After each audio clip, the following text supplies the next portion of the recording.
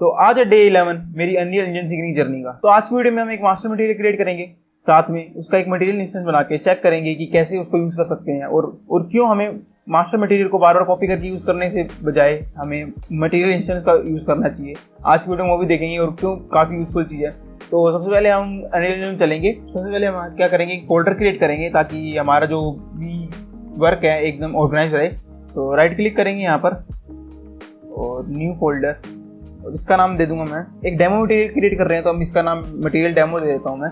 और इसमें double click करूंगा मैं, राइट क्लिक करके एक मटेरियल क्रिएट कर लूंगा जो हमारा होगा।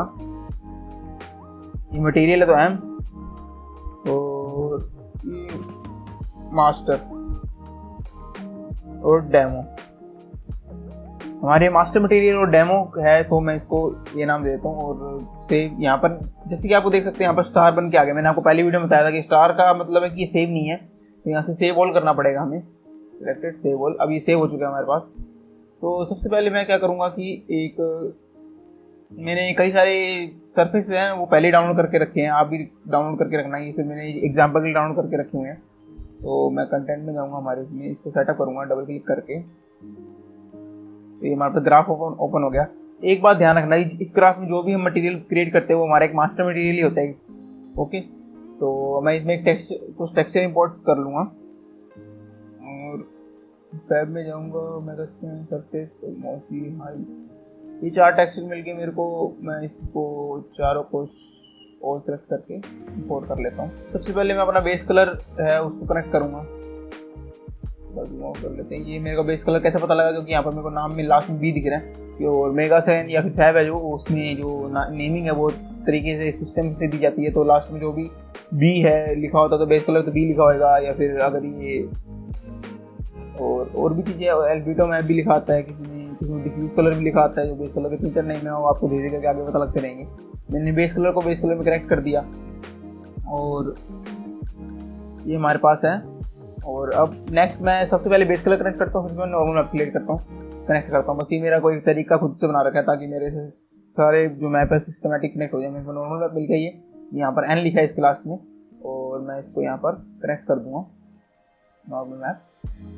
और नेक्स्ट है ये हमारे पास नेक्स्ट ये वाला मैप है, इसको क्या कहते हैं, इसको ORM मैप कहते हैं। तो इस तरीके के टेक्सचर मैप होते हैं जो 3 टेक्सचर से मिलकर बने होते हैं, उलझन नहीं होती है। एक ही मैप में हमें 3 मैप मिल जाते हैं और ये RGB से डिनोट होते हैं, हमारे पास अलग अलग कलर में डिनोट कर रखे होते हैं। इसमें सिंपली नेम के हिसाब से देखेंगे, O का मतलब होता है एम्बिएंट ऑक्लूजन। तो सबसे पहले R आ रहा है, R का मतलब यहाँ पर O सबसे पहले है तो R एम्बिएंट ऑक्लूजन होगा हमारा।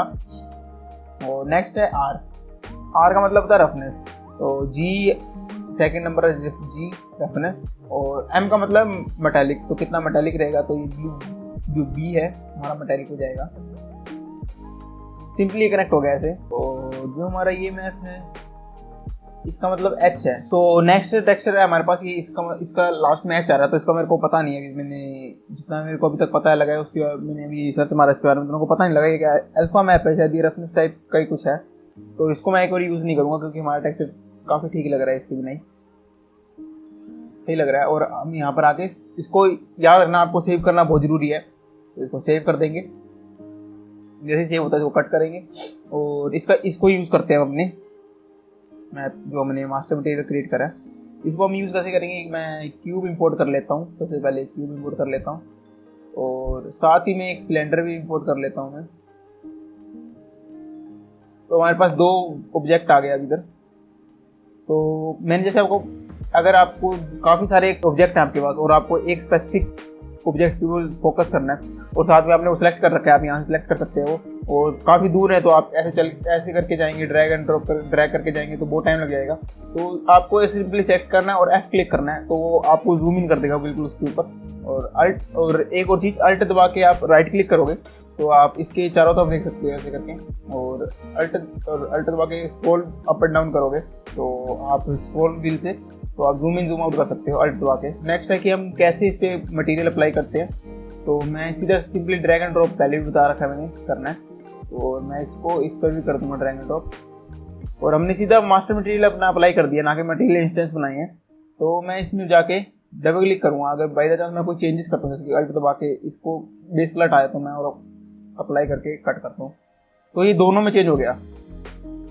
ठीक है, तो ये भी एक दिक्कत है मेन।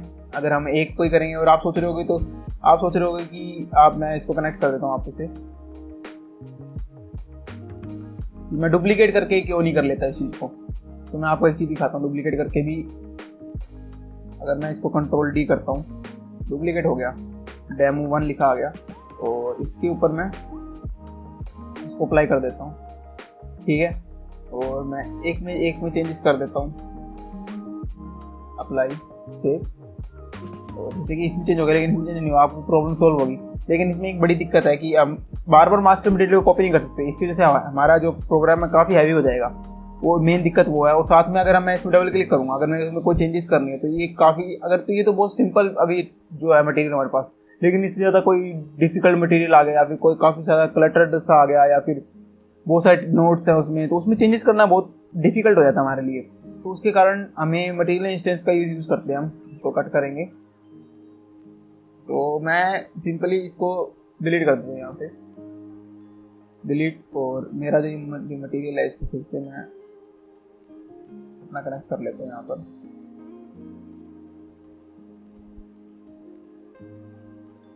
तो सेव करके कर देता हूँ।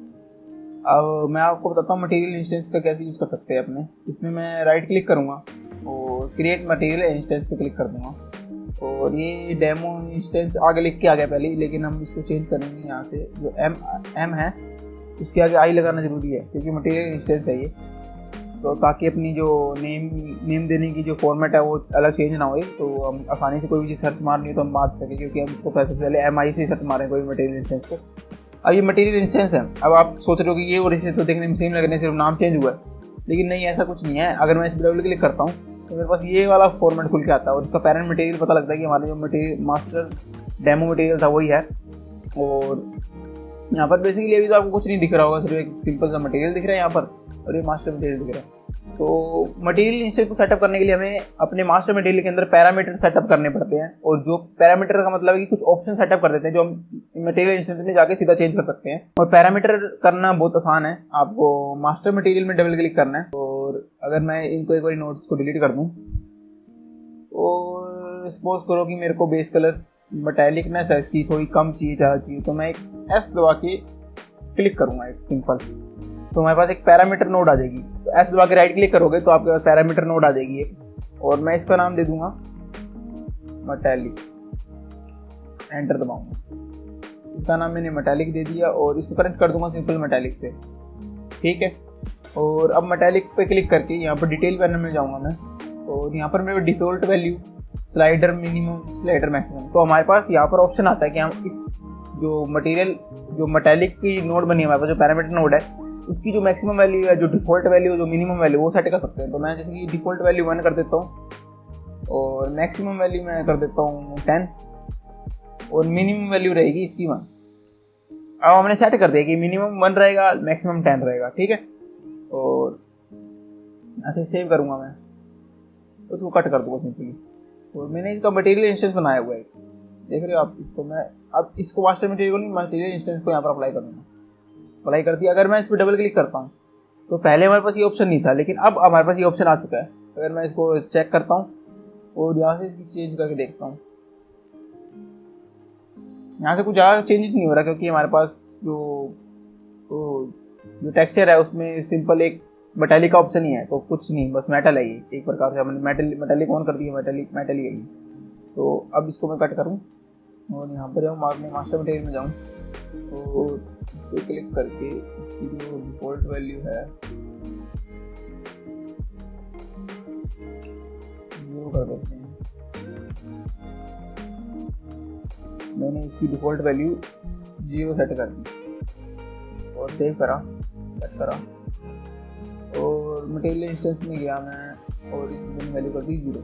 तो अब इसकी मेटालिकनेस है जो खत्म होगी, बिल्कुल भी मेटल नहीं रहा। हल्का सा मैं बढ़ाऊंगा, जितना मैं बढ़ा रहा हूँ उतना देखो ज़्यादा मेटल होता जा रहा है, ठीक है। तो इस तरीके से हम पैरामीटर नोड का यूज़ कर सकते हैं और मटेरियल्स का यूज़ कर सकते हैं। और मैं आपको बताता हूँ कि किसी भी सिंपल नोड को आप पैरामीटर नोड कैसे कन्वर्ट कर सकते हो। तो उसके लिए भी आप सिंपली डबल क्लिक करेंगे और इसको डिलीट कर देते हो एक बारी मैं, और मैं जो हमारे टेक्सचर्स हैं उनको फिर से इंपोर्ट करता हूँ एक बारी।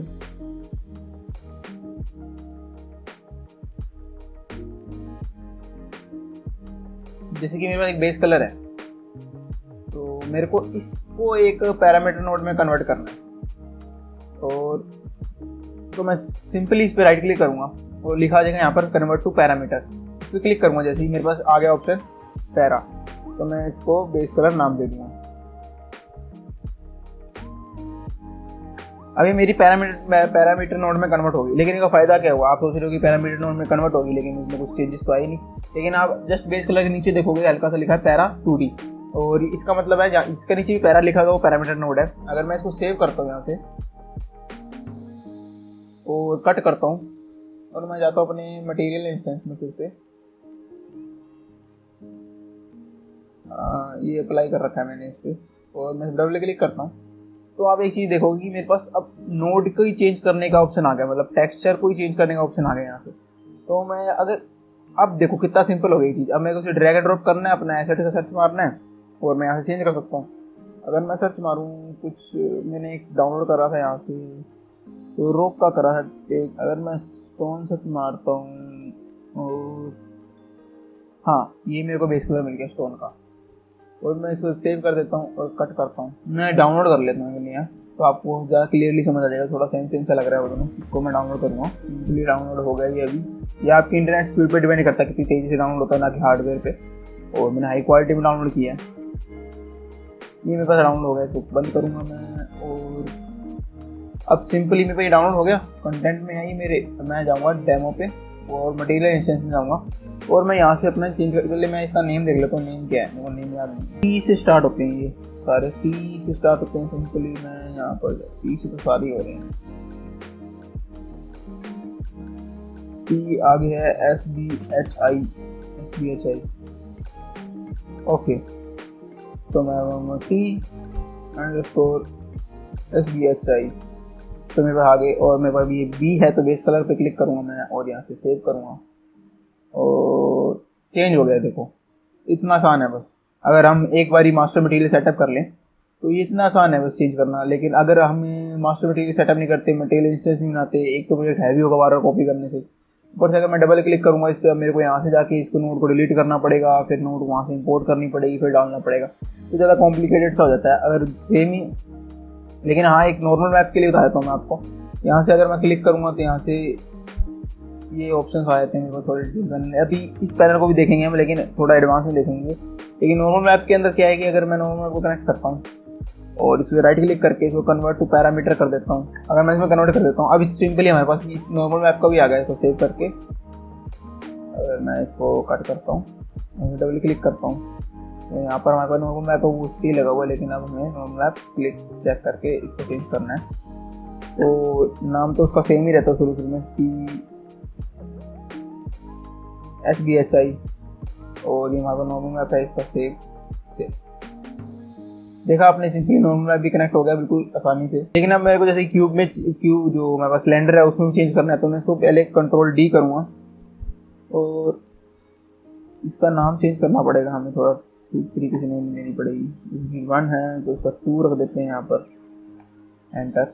और मैं इसको ड्रैग एंड ड्रॉप कर दूंगा यहाँ पर, और मैं इसको डबल क्लिक करूँगा और यहाँ से मैं सिंपली अपना चेंज कर दूंगा यहाँ से। तो ये टेक्सचर बिल्कुल आसानी से हमने डिफरेंट चेंज कर लिए। तो अगर हमें मटेरियल इंस्टेंस में कुछ भी एडिट करना है, कुछ भी हमें ऑप्शन डालना है, तो हमें एक पैरामीटर क्रिएट करना पड़ेगा मास्टर मटेरियल के अंदर, तभी हम किसी भी ऑप्शन को अपने एडिट कर सकते हैं। और पैरामीटर नोट्स काफ़ी सारी होती हैं ऐसी। आगे आने वाली वीडियोज़ में हम भी ये देखेंगे कि अब और भी ज़्यादा एडवांस में जाकर इसको कैसे सेटअप कर सकते हैं वो देखेंगे। और टेक्सचर नोड, अगर आपको सीधा टेक्सचर पैरामीटर करना है तो हम यहाँ पे राइट क्लिक करेंगे और टेक्सचर पर क्लिक करेंगे, तो यहाँ पर एक टेक्सचर सैंपल 2D पैरामीटर, ये सीधी एक टेक्सचर पैरामीटर नोड आ गई हमारे पास। तो हम इस पर राइट क्लिक करने की जरूरत नहीं है और सीधा इसको हम इधर से हम अप्लाई कर देंगे। और एक हमारे पास टेक्सचर पैरामीटर आ गया, इसका नाम चेंज करके अप्लाई करेंगे और जो हमारा ये है ये चेंज हो गया। और यहाँ पर हमारे पास ऑप्शन आ गया मैप और पैरामीटर, लेकिन हमने नेम चेंज नहीं किया तो पैरा का ऑप्शन ही आ गया। आज की वीडियो में हमने देख लिया कि कैसे मास्टर मटेरियल और मटेरियल इंस्टेंस हमारे किस काम आते हैं और कैसे हम मटेरियल इंस्टेंस बना सकते हैं। और मास्टर मटेरियल को बेसिक सेटअप करके देख लिया हमने कैसे हम पैरामीटर का यूज़ करते हैं। तो कल की वीडियो में हम simple default master material setup करेंगे जो कि ज़्यादातर हमारे सरफेसेस हैं उस पर काम आ जाएगा।